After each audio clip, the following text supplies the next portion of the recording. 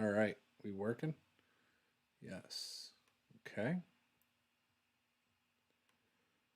Pow. All right. So before we jump into this, just want to say today was a great day. We picked up. We didn't pick up. We had this sent to us. Uh, Advanced Monster Manual, TSR D&D. So excited to look into that. Also got another package from Dave from Tactical Tokens. If you go over to tacticaltokens.com and you place an order, and put in Juice 10, you can save 10% on your order. So go do that. Go check out the tokens. They're really cool. You can get custom tokens. Right now, I might not be offering this, but you can get custom with your logo on it. You can get multiple different colors. I mean, there's more, but multiple colors for your tokens here. Plain whites, so you can slap those on there for conditions. It's really cool. By the way, I didn't show this one. The clear ones, those are cool too. Write your monsters on here and then write the condition on there if you need to. Got some square ones, got some big ones. So, we got that covered. But so again, tacticaltokens.com, juice, Juce 10, and you can save 10% on your order. Now, today also had the awesome, something we've all been waiting for, the Secrets of Magic playtest. If you were following along at Gen Con, they announced that they would be releasing this playtest for a book called Secrets of Magic coming out next year's Gen Con 2021. So they're going to be looking for feedback. I'm not going to read all this, but if you head on over to the website, the link is down in the description if you want to check this out. You can read along with me or just download it and do your own thing and make up your own mind on it. But I'm not going to dive too deep into my opinions on these things. I'm just going to kind of go over some of them. But they got a description of the Magus and the Summoner here. Artwork, concept art, I think. So those are cool. And then obviously you can download the playtest. Now, once you... Oh, whoops, I've been on the wrong slide. So this is what I was showing you guys just a second ago. Go over to the site, download, all that good stuff. Tells you about the Magus and Summoner right there at the top, the artwork, and so on. Once you've actually played the class a little bit, that's when they want the feedback. If you haven't played it and you're just theory crafting, don't even bother. It's kind of the impression I get here.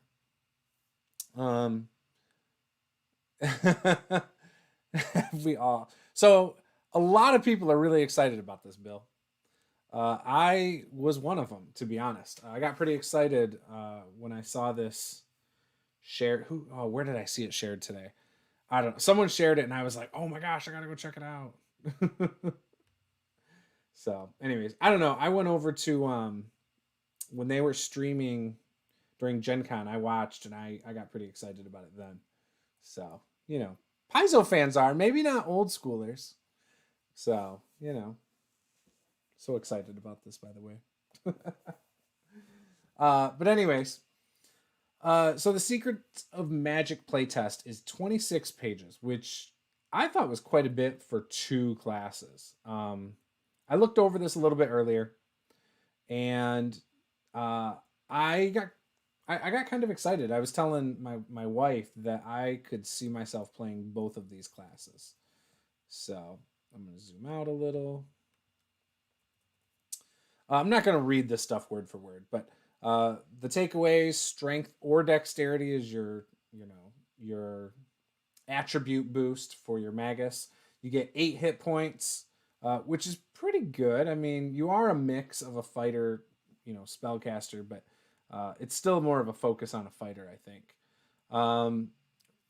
Trained in perception, expert in fortitude, expert in will, trained in reflex saves. Skills, you're trained in Arcana, trained in a number of additional skills. So you don't get a ton of skills. Trained in simple weapons, trained in martial weapons, trained in unarmed attacks, trained in light and medium armor. And then obviously you're trained in spells.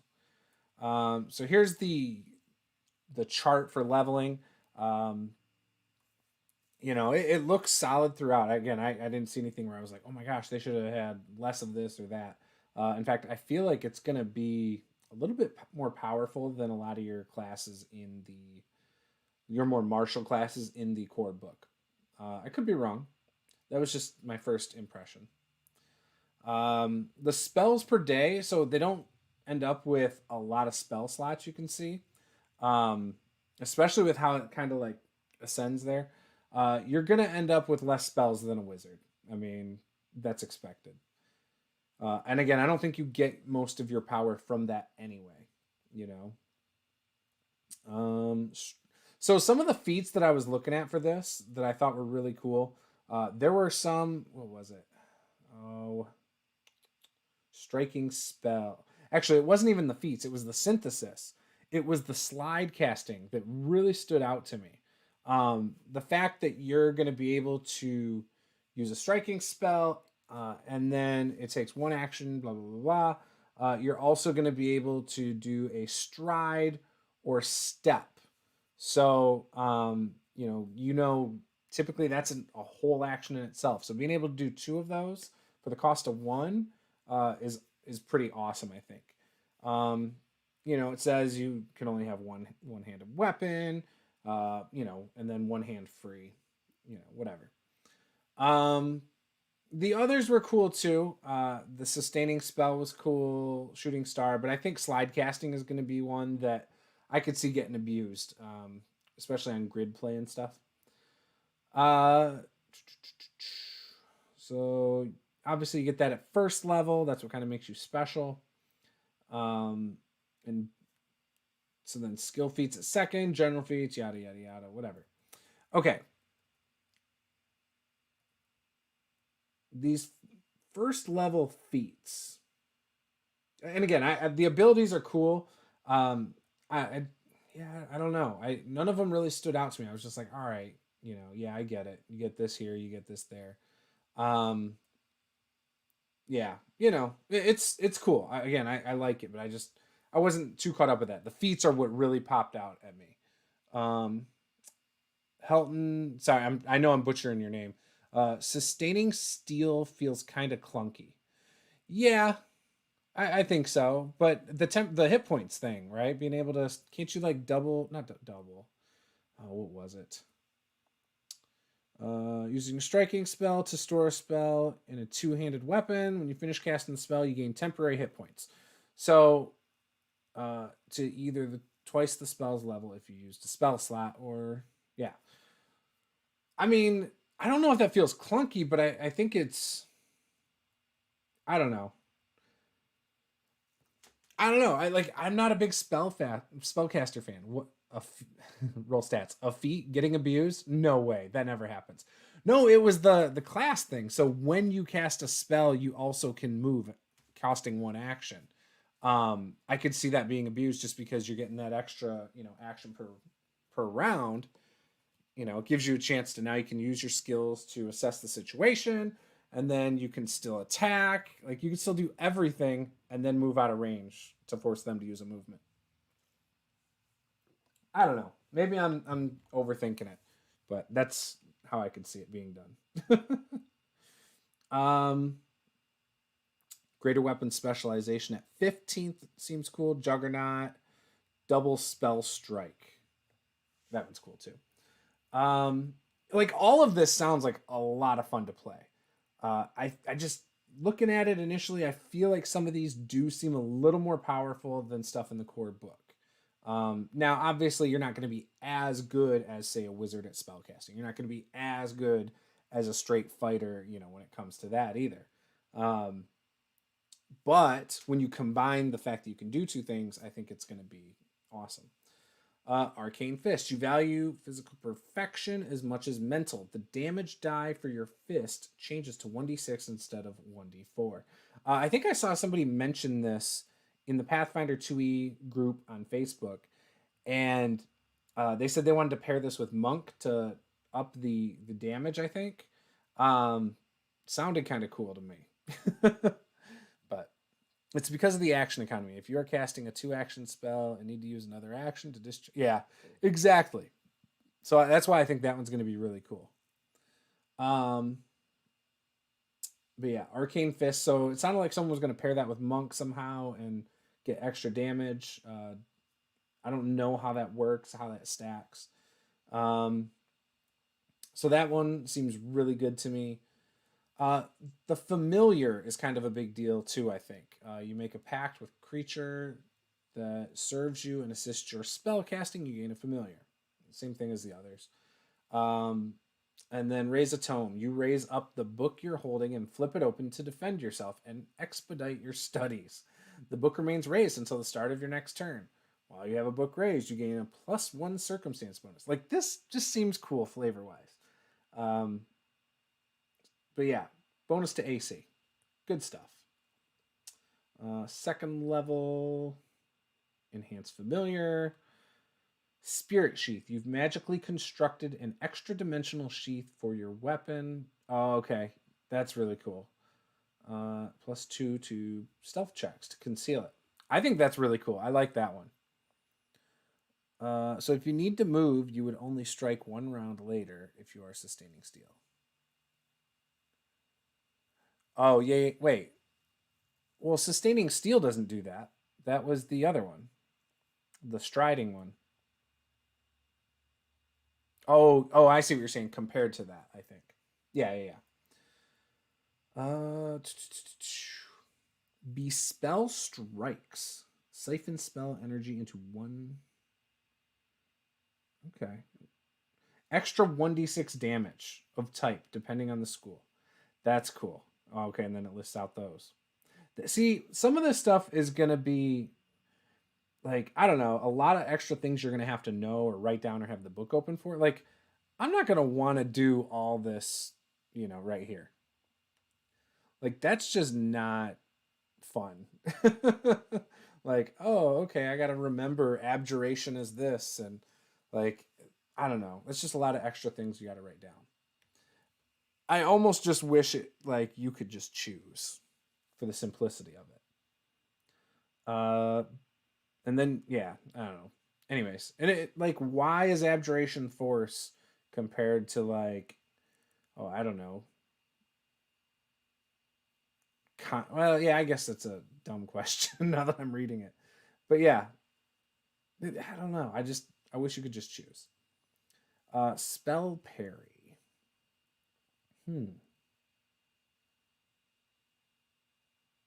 You can. What? Okay, so you're pairing both physical and magical. You gain a +1.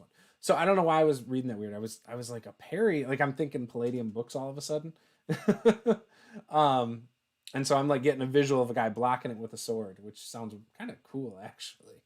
So again, that's another cool, like, flavorful thing. They always do that. They always add some really good flavor. Steady spell casting, confident in your technique. Yeah, okay, that's really good too. Like, all of these are good. And it's like, I can't say I'm an expert on Pathfinder. I can't say, like, this compared to, like, exactly when or what you get from, like, a wizard or this. I'm not that up on my Pathfinder yet. Striker Scroll. I'm not into that one. I probably that just doesn't appeal to me. Energize Strikes. Okay, so it costs 1 action. Your most recent action was to cast a spell. Okay, so you had to have cast a spell that uses one of those elements, basically. You energize 1 weapon you're wielding with the spell for 1 minute. Oh, so you then use whatever weapon you're using takes that energy. See, I don't know. They're making me want to play a Magus. They really are. And then I'll read Summoner, and then I want to play a Summoner. Martial Caster. Strengthen. 2 first-level spell slots. Yeah, that's pretty good. Tomorrow I get my physical copy of the Advanced Player's Guide, so I'm excited about that. I'm supposed to get a couple modules. I'm getting the first 2 books of Extinction Curse And then Fall of Plaguestone. So I'll have physical copies of those. And then I can work on running those maybe. I don't know. I don't know what I'm gonna run, but I want to run a Pathfinder 2e campaign on this channel, hopefully in the next couple months. So standby spell, runic impression. Sorry, mosquito just bit me in the neck in the last couple minutes, and it's driving me bonkers. One spell. See, that sounds cool. Runic impression. You can temporarily replicate the effects of a property rune for your weapon or unarmed attacks. You learn the runic impression battle spell. Increase the number of focus points in your focus pool by 1. So that's pretty good. I mean, anytime you can up those focus points is good in this. Spell swipe. Yeah, like all of these are good. Like they get me excited to play a Magus one day. I wonder if they're going to tone it down though when it first comes out. What do you think? Do you think it's overpowered? What I like the most about the 2e spell strike is that it works with any spell you can cast, not only spells from your Magus list, so Magus multiclass seems nice to explore. Oh, yeah. That's a good point. I didn't even think of that. See, and like I'm just not much of a spellcaster kind of person.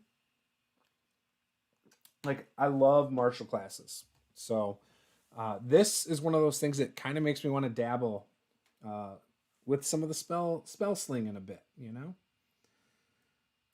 Comet spell at 10? What? Oh, you need the shooting star synthesis too. Okay, this sounds awesome. You create a trail of magical energy that flows from your target back to you. Each creature in a line between you and the target, not including you or the target, takes force damage equal to the spell's level. Wow. The triggering spell was of the evocation school. Increase the damage by half the spell's level and change the damage type to one type dealt by the spell. Your choice. What question, Bill? I don't know what you're talking about. Portal slide. Yeah, I like all the slide stuff for some reason. I don't know. I like the idea, not so much of being able to do a bunch of damage, but I like for some reason with this, like just stretching out not necessarily the action economy, but being able to manipulate things a little more in general, rather than like, oh, I just dealt a ton of damage, or oh, I just did this really awesome. It kind of reminds me, well, yeah, no. It's all good. Bespelled Persistence. Magic Sense. Overwhelming Spell Strike. Level 12. You pierce through your foe's resistance. Strike a foe. If your strike discharges a stored spell that deals damage, the spell ignores an amount of the target's resistance to acid, cold, electricity, fire, or sonic equal to your level. Wow. This applies to all damage the spell deals. Isn't it usually like half level too? Do you think it's overpowered? Well, Juice, let me think about this. Why, yes. Yes, it is. OP. I mean, compared to the core book, like, do you think books lead to like more power creep? Like, no matter what, next book, oh, they got to make it more powerful. To be fair, this Magus seems way more martial than the 1E version since it has less spell slots. And its weapon and armor proficiency scaling is good. Yeah, that's how I feel too. Like it doesn't feel like, oh, I'm just gonna be doing all sorts of spells all the time. Like it doesn't feel like, it feels like when you do them, you're doing it to get an extra oomph, But it's not gonna be all the time. Yeah, like 1E, I never played a Magus. In fact, I did not play a lot of 1E games. Let's just say that. I did a couple society games, and then I ran some games, but as a player, I didn't do much. Second Chance Strike. A lot of some of these things obviously sound a lot like a similar ability in another book for another class, but with subtle differences. And then it goes through your spells. So I'm not going to get too into spells here. Um, like I don't know a lot about different spells. Focus spells, the whole thing's, different for me. Summoner. So the first thing, you get 10 hit points. That's big. And then it's based on charisma. That makes sense to me. All right. Trained. All right, so you're expert in fortitude and will. I don't remember. Were summoners this, like, durable in 1E? I don't remember. I mean, I think that PF 1E and 2E are made for folks that enjoy power creep. I think that is what the game is intended for. Yeah, that's what a lot of people think. I don't feel like 2E does it as much. There's like caps on what they'll do and allow, and it's pretty good, I think. Attack, simple weapons.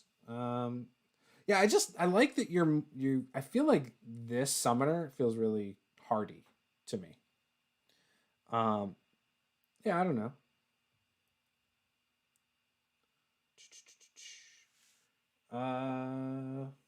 Like the thing that bothers me about all of these: unarmed attacks, unarmed defense.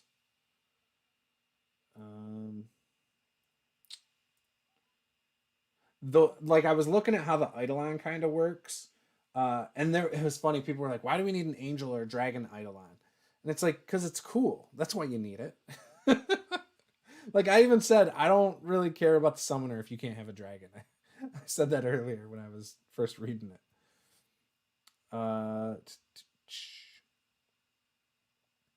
Act together, share senses, you share hit points. You're one with your Eidolon. Obviously, you can cast spells. There was like a really cool feat that allows you and your Eidolon, I think, to act at the same time. I liked that. 1E had a lot of power creep, but I don't feel that with 2E since the math is way more tight. Yeah, they got rid of a lot of that, I feel like. And I wouldn't say a lot of it. I feel like there's balance now. So there's not a lot of OP things. But I mean everything, like every book you get more powerful, I guess. Because you can find loopholes and exploits of things that stack together usually. But again, Pathfinder 2nd Edition, I feel like was well designed to prevent that.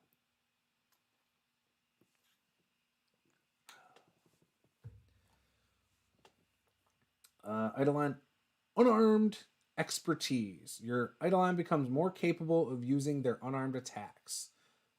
So I thought they used the same things as you do. Didn't I just read that? Oh, share senses. Okay, never mind. For some reason, I thought they had the same stuff. I don't know. I guess I'm wrong. So it tells you the Eidolons come later when you first get it up there. Yeah, what? There was... why can't I remember? So yeah, you have angels, beasts, and each one does things differently. Phantoms, dragons. I just like the fact you can have a dragon. Yeah, more future proofing.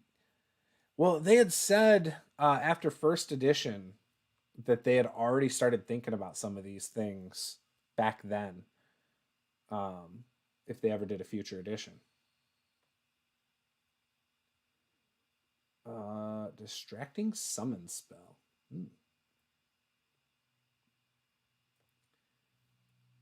So that's at 2nd level. Synthesis. Okay, and then those are just the rest of the things you get from the dragon. Okay. Dual studies. They've each practiced some skills on your own. Choose 2 different skills. Your Eidolon becomes trained in one of those skills, and you become trained in the other skill. Oh, that's cool. and then you level to expert. Okay. If a creature tries to ride your Eidolon, both you and the riding creature each regain only 2 actions at the start of your turns each round. Oh, so it affects how many actions you can do. That's interesting. Yeah, I wonder what they're gonna do with what was it? The Gunslinger. I know a lot of people were hoping that was gonna be coming out in the next year, and it's not. At least there's no plans to.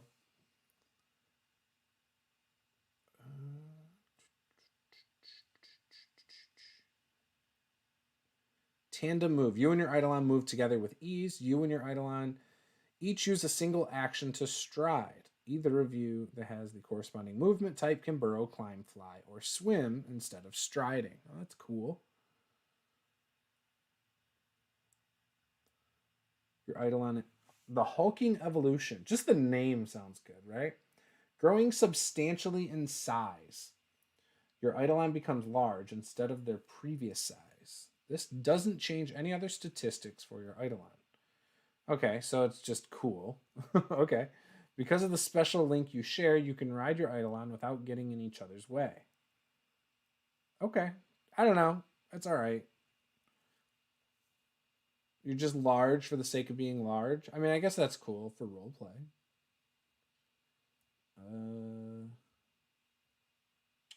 Greater magical evolution.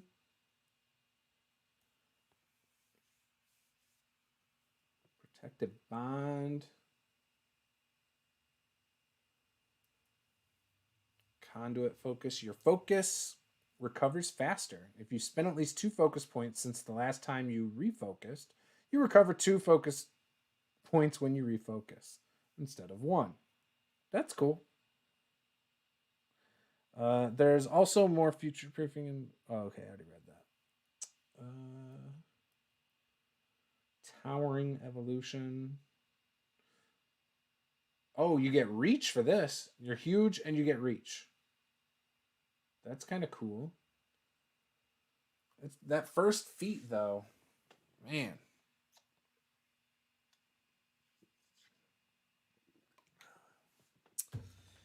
It is kind of strange for them to delay the Gunslinger for so long. At least for a Gish character, you could take a martial class and a spellcaster class and multi-class.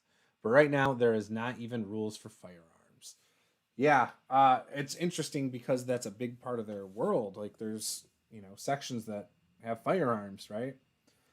It is weird that they got away from that. I wonder if maybe at some point they're gonna come up with a reason not to have them. I don't know.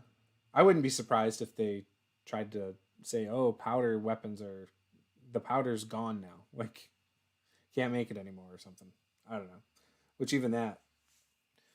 And like a lot of people love the Gunslinger with 1E.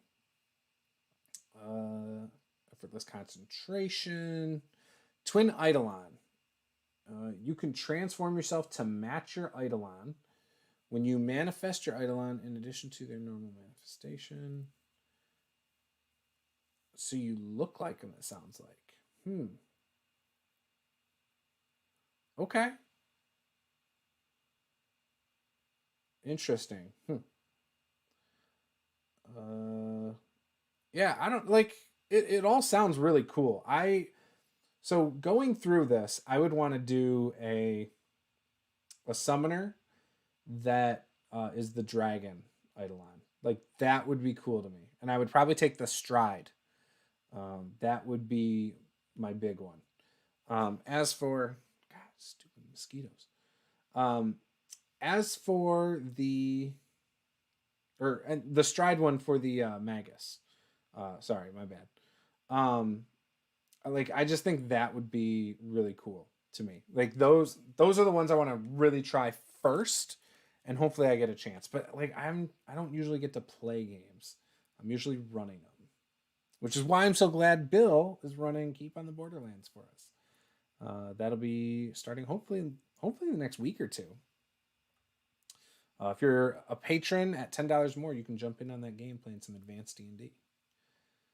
And we actually are going to have 2 groups eventually, so that'll be a lot of fun. Yeah, I don't like. That's what I would want to do. I would want to do the striding Magus, and then I would do slide casting. That's what it is. Um, like that just seems like the best one to me. Well, don't worry, Chance. We're ending this one in like 1 minute. So yeah, no, I was just wrapping up I don't know if you had a chance to look at the Summoner and the Magus. Um, Going through it, I actually want to play a Magus, and I didn't think that was going to happen. As for like the Summoner, I knew I'd want to play it as long as it had a dragon. I'd want to play it anyway, but like I like the fantastic. And that was just my expectation. I wanted to ride a dragon.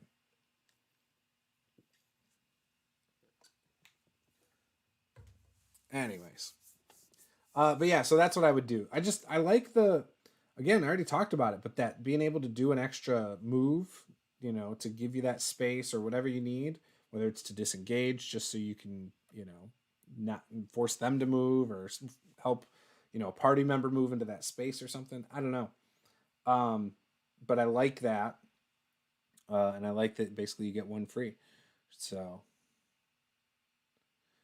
yeah, I think the Summoner looks cool. I like they both look really cool to me.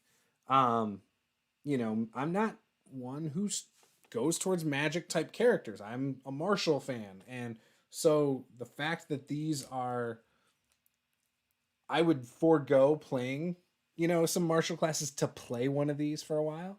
That works for me. About the Summoner, I think the Eidolon was more modular in 1E, but the 2E version seems way easier to keep it balanced. Right. Well, they had said too in 1E, a lot of these things, they had done the core book, but all the stuff after that is like layering on new systems, they said. And so the first edition, that's why it's modular, or it feels modular, because things were designed not based on the whole system. Like it was just like, oh, we need to come up with a way now to squeeze this into that system. There was no initial design concept that had that idea built into it. Whereas like this edition, I think they built in all of those things and we just haven't seen it in a book yet, or they've built systems like in the Game Mastery Guide that can cover a lot of things that aren't even mentioned. So it's just better designed, right? But yeah, I really want to play these. So hopefully I will one day. So other than that, just today was a good day. Got the 2 classes, got my tactical tokens. If you want to get 10% off of an order from tacticaltokens.com, go on over there, type in JUCE10 as the promo code, and you will save 10%. Yeah, my brother-in-law sent me this. He meant to send it to me for Father's Day, and COVID, so he couldn't get out to the post office, and yeah, so I got it today. Was pretty excited. Had no idea it was coming, so it was awesome. But yeah, guys, if this is your first time here, please smash that subscribe button, hammer that like button, and we will be back tomorrow with some mini painting. We're only probably going to do 1 day this week of miniature painting. Thursday, Paula has some stuff to do, so we probably do Wednesday, Thursday, and Friday. There won't be a stream, and then Saturday we have our what is it? Descent into Avernus. So if you want to watch us play that, we play with some other YouTubers. You may have heard of them. The DM Lair Luke, Nate from WASD20, Jake from Mini Terrain Domain, Paula, and then myself. So I am running it, and they are my wonderful players. So again, subscribe. You can go catch up on the past episodes. Just head on over to the playlists and you can find it. Start with episode 1 and comment. Tell us what you think. So that's it, guys. This is Master the Game. I am Juice. Game on.